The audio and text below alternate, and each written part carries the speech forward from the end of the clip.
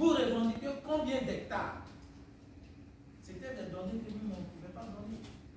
Nous sommes même retournés à l'ADERI pour voir si on pouvait avoir ces données pour chiffrer, prendre un document pour essayer d'amener à la banque. L'ADERI n'a pas pu nous donner ces informations. Donc nous on s'est dit que quoi? Pour pouvoir avoir un financement pour la riziculture, si je vais donner de l'argent à Yakou, je dois savoir qui est Yakou. Et je dois savoir où Yakou est situé. Donc nous, on s'est dit qu'on fera de ça notre cheval de bataille. Et Dieu merci, je vous informe qu'on a reçu déjà ce programme avec un financement. Votre président même a participé à ça.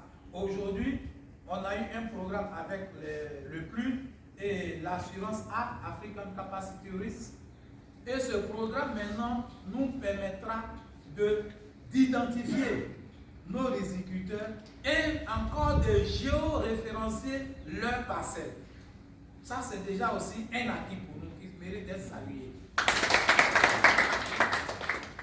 Donc, je disais qu'on a eu l'identification, on a eu la géoréférenciation, mais ça ne suffit pas. Lorsque nous faisons le riz, quand il ne pleut pas, ou bien lorsque les animaux détruisent notre riz, ou bien, mieux, quand il y a un feu de brousse et que ça rentre dans notre parcelle, qui supporte la charge?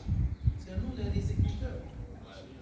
Quand il y a une sécheresse que tu n'as pas pu produire, tu es obligé de t'endetter encore l'année qui suit pour pouvoir faire le riz. Et souvent même, il y a d'autres même qui s'éteignent parce qu'ils n'arrivent pas à faire le riz.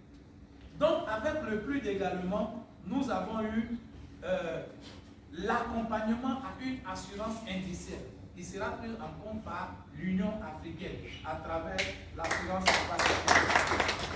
Et tout ce que je vous dis, le dossier est déjà bouclé. On a déjà eu la rencontre, on a tous les documents là-dessus.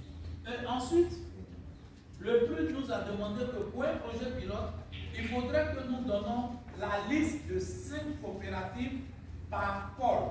Et dans les 10 pôles, ça fait 50 coopératives. Donc, dans ce projet pilote, déjà, il y a 50 coopératives qui seront prises en charge dans ce projet-là.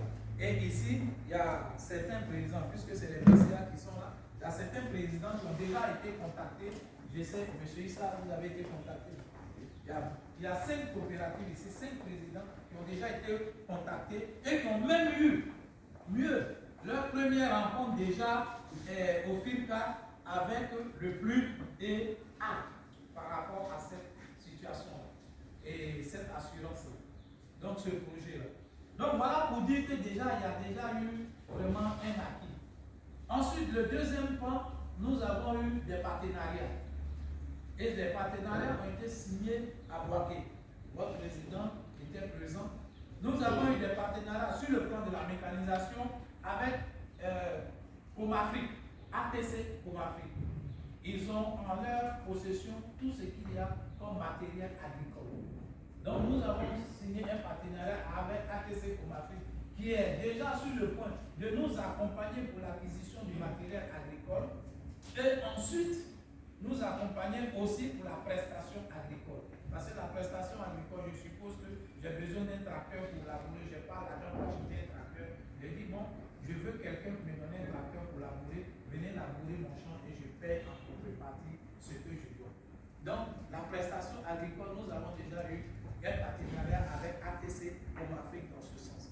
Nous avons également eu des partenariats avec des structures de fourniture de phytosanitaires, donc des services. Il y a le groupe Soroto, il y a le groupe AL, ainsi de suite.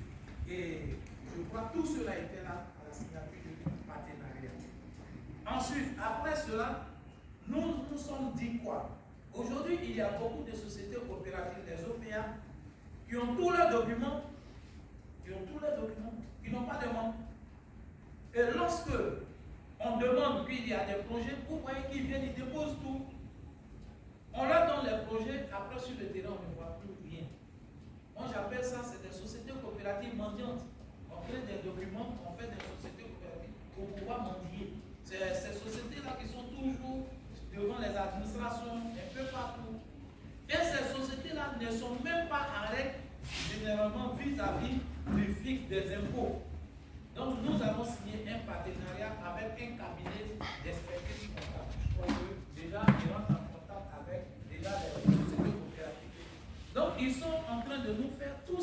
écriture pour que nous soyons en règle vis-à-vis de l'État de Côte d'Ivoire. On demande à l'État de Côte d'Ivoire de nous aider. C'est vrai, c'est le devoir de l'État de Côte d'Ivoire. Mais l'État de Côte d'Ivoire nous aide avec quoi? C'est lorsque nous payons nos impôts. Nous sommes à jour vis-à-vis de tout ce qui est fixe. Et c'est cet argent-là que l'État prend pour redistribuer sur nous. Mais sur nous-mêmes, on ne paye rien. Je ne paye pas et je demande que ceux qui payent là, on prenne pour me donner. Est-ce que c'est normal? Donc c'est pourquoi on a pris contact avec un cabinet d'experts pour essayer de mettre à jour toutes les coopératives vis-à-vis de la loi. Ça c'est déjà un acquis, ça a commencé, déjà le cabinet tourne un peu partout. Je vais revenir un peu sur l'identification. L'identification est faite par une structure française. C'est cette structure-là qui fait les cartes d'identité pour les élèves, le GSSA. Donc, c'est eux qui font les cartes d'identité pour les élèves. Donc, ils ont vraiment une grande expertise, c'est un peu vraiment national. Ils sont dans toute la sous-région en Afrique. Ensuite, après, nous avons signé un partenariat également avec l'ADERI. C'est vrai, l'ADERI, c'est un cabinet conseil. Ils sont un peu une agence conseil pour nous les riziculteurs. La politique du riz en Côte d'Ivoire ici est pilotée par l'ADERI. Donc nous avons vu l'ADERI pour que l'ADERI puisse nous accompagner aussi dans les programmes structurants que l'État leur donne pour la riziculture. Parce que vous savez, vous êtes un peu, les gens, vous êtes beaucoup pleins de dire que souvent, les agents de l'ADERI viennent sur le terrain, ils récupèrent des coopératives par-ci, par-là, et qu'ils font des productions avec ces coopératives-là. Donc, nous, on s'est dit que quoi? Il faudrait formaliser vraiment les relations avec l'ADERI pour que chaque fois qu'il y a des projets, l'ADERI nous invite et nous, maintenant, nous leur indiquons des coopératives qui doivent travailler dans ce sens.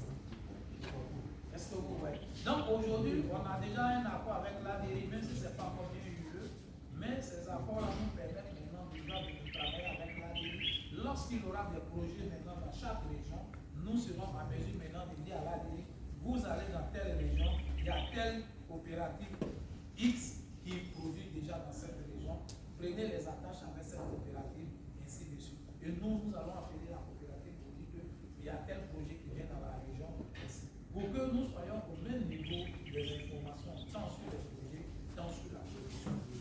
Donc déjà, nous avons eu cet accord. Ensuite, il y a le projet, il y a le PURGA 2 qui est en cours. Effectivement, nous sommes en contact avec le responsable du au niveau de même milliardaire, je crois, M. Komwe. Nous avons échangé, il nous a mis en contact avec M. Ngueta. M. Ngueta qui est avec nous, nous sommes en train de travailler sur le PURGA 2, y compris également avec l'ADI. Donc, j'énumère tout cela pour vous dire que depuis le 20 janvier jusqu'à dans 8 mois, voilà un peu tout ce que nous avons fait et que nous sommes en train de continuer de faire. C'est déjà très important. Mais on ne peut pas faire ces programmes structurants si vous, les riziculteurs, vous n'êtes pas informés, vous n'êtes pas associés. On s'est toujours plaint qu'on ne nous associe pas. Mais si on doit nous associer, cela peut